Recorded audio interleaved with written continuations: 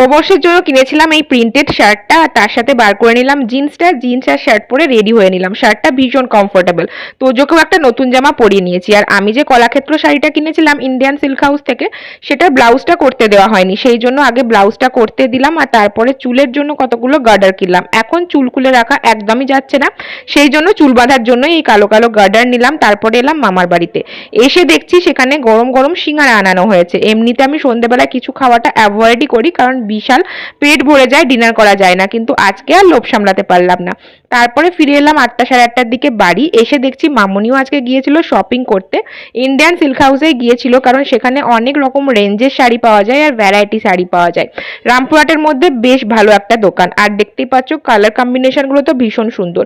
কিছু সিল্কের ওপরে, কিছু লিনেন, আর একটা হচ্ছে অর্গেনজার ওপরে কিনেছে। 5,000 টাকার ওপরে শপিং করলে পরে দিচ্ছে এই রূপোর লক্ষ্মী গণেশগুলো গিফট।